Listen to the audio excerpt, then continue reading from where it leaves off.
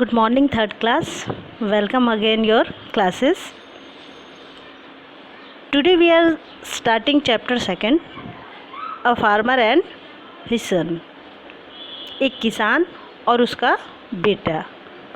Previous class में मैंने आपको इसके हार्ड वर्ड्स करवा दिए थे आपकी नोटबुक में. आई होप आप लोगों ने नीट एंड क्लीन वर्क किया है. So today let's start our class. One day, a farmer and his son were taking their donkey to the market to sell it. एक दिन एक किसान और उसका बेटा अपने गधे को लेके डंकी को लेके मार्केट जा रहे थे उसे बेचने के लिए. They meet a woman on the way.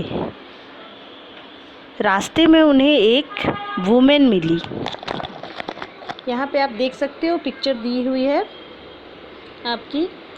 एक फार्मर एंड उसका सन अपने डंकी के साथ जा रहा है. तभी उसे एक वुमेन मिली. अब उस वुमेन ने उनसे क्या कहा वो देखते हैं. Okay. How fully said the women. आप लोग कितने मूर्ख हो, उस लेडी ने उनसे कहा. ऐसा क्यों कहा? वो इसलिए कि those two are walking on foot when the donkey could be carrying one of them on its back. वो ऐसा बोल रही है कि आप लोग कितने मूर्ख हो कि आपके साथ एक डंकी है और आप दोनों में से एक चाहे तो एक को वो कैरी कर सकता है अपने पीठ पे, तो आप लोगों को उस पे बैठना चाहिए. अब हियरिंग दिस, ऐसा सुन के उस फार्मर को ऐसा लगा कि अरे हाँ, ये लेडी तो बिल्कुल सही बोल रही है. हम दोनों में से एक को तो ये गधा अपने पीठ पे बैठा ही सकता है. अब ऐसा सुन के the farmer lifted his boy on to the donkey's back and walked happily along by his son side. अब ऐसा सुन के उसने अपने बेटे को उठाया और डंकी के पीठ पे बैठा दिया और पैदल पैदल वॉक करता हुआ खुशी खुशी अपने बेटे के साइड में चलने लगा. Just then an old man saw them and cried, you should be ashamed of your son young man. अब थोड़ी ही दूर में उसे एक ओल्ड मैन दिखाई दिया. रास्ते में उसे ओल्ड मैन मिला. ये देखो, ये वो लोग जा रहे हैं और ये ओल्ड मैन उसे दिखाई दिया. अब उस ओल्ड मैन ने क्या कहा उससे कि you should be ashamed of your self young man. वो उसके बेटे से कहा कि तुमको शर्म आनी चाहिए खुद पे. Don't you have any respect for your father. क्या तुम अपने पापा की, पिताजी की इज्जत नहीं करते हो? Your father should be riding and you should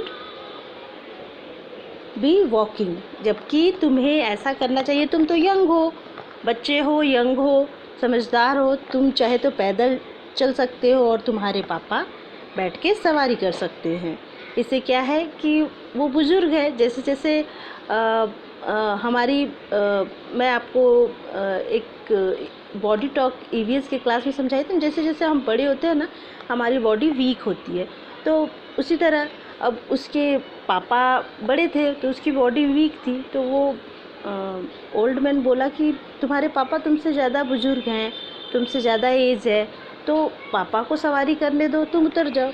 अब ऐसा सुन के उसके बेटे ने, फार्मर के बेटे ने तुरंत वो नीचे उतरा उस डंकी से और अपने फादर को हेल्प करके उस पे डंकी के बैक पे बैठा दिया. यहाँ पे आप रीड करो. द सन क्विकली गॉट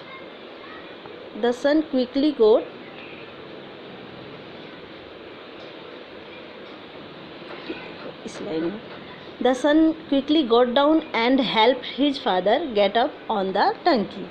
जैसा कि मैंने कहा, उसने फटाफट नीचे उतरा और अपने फादर को डंकी के पीठ पे बैठा दिया. They had gone only a little further, अभी थोड़ी ही दूर वो चले ही थे। When the came across A group of young girls, तभी वहाँ से एक लड़कियों का ग्रुप, लड़कियाँ एक पार हुई वहाँ से। अब उन्होंने उनसे क्या कहा, have you know sense at all, क्या तुम्हें बिल्कुल भी दिमाग नहीं है। दे लाफ्ड, और वो लोग हंसने लगती है।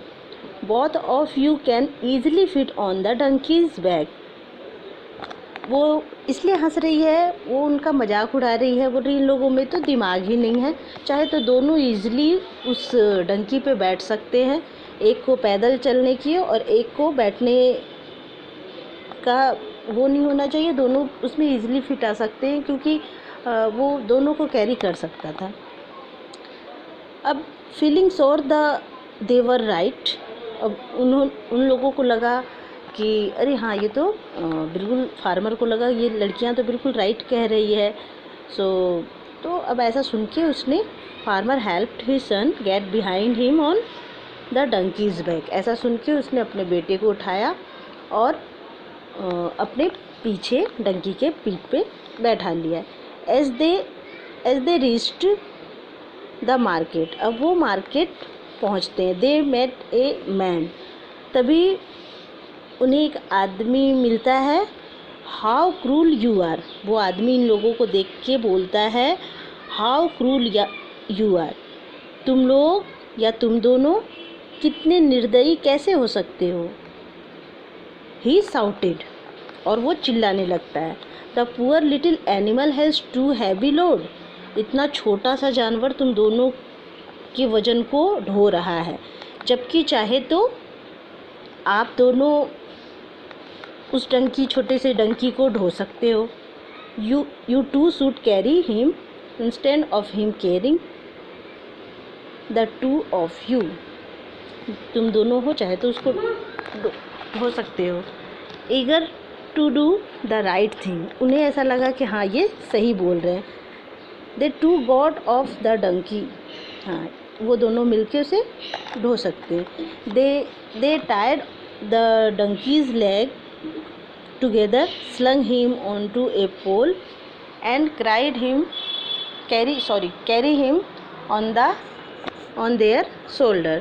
फिर वो ऐसा सुन के वो क्या करते हैं, डंकी के लेग को आपस में बांध देते हैं, and slung him onto a pole, और एक पोल से उन्हें लटका देते हैं, टांग देते हैं, और अपने शोल्डर में, कंधे में ढोने लगते हैं।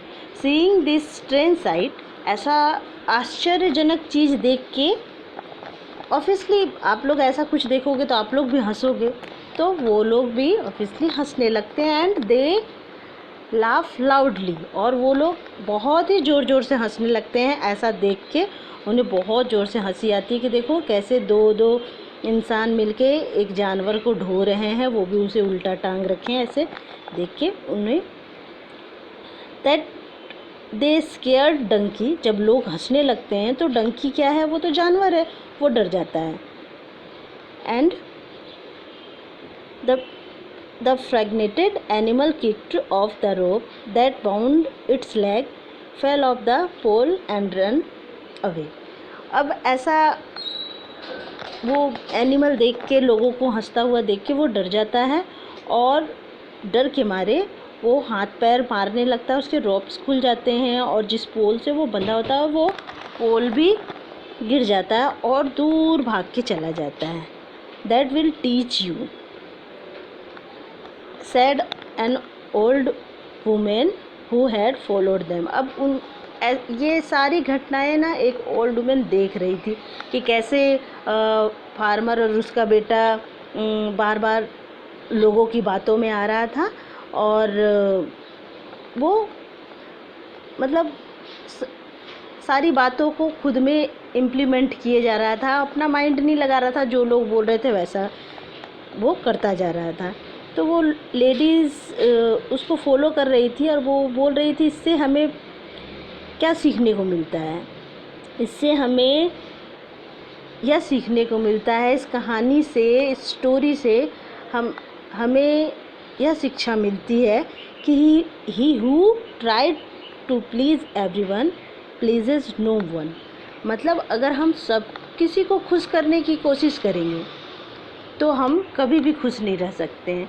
लाइक जैसे वो फार्मर और उसका बेटा सबकी बात जो जैसा बोल रहा था वो वैसा करता जा रहा था, करता, लास्ट में उनका क्या हाल हुआ कि वो लोगों के सामने शर्मिंदा हुए और हंसी के पात्र बन गए। इसलिए बेटा हमें हमेशा अपने माइंड से कोई भी वर्क करना चाहिए, दूसरों के बहकावे पे या दूसरों की बातों पे नहीं आना चाहिए। हमें सेल्फ डिसीज़न लेने आना चाहिए कि हमें क्या करना है क्या नहीं करना है, अदरवाइज़ हमें पछताना पड़ता है।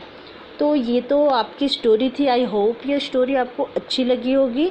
मैं इसके कुछ एक्सरसाइज आपको दे रही हूँ, एक्सरसाइज 1 और 2 जो मैं चैप्टर रीड करवा चुकी हूँ। अगर आपने केयरफुली लिसन किया है तो आई थिंक आप ये कर लोगे, और नहीं तो नेक्स्ट जो भी आपका क्लास है उसमें मैं आपको करेक्शन करके सेंड करूँगी। सो डू एक्सरसाइज 1 और 2 and send it to me. Okay, thank you.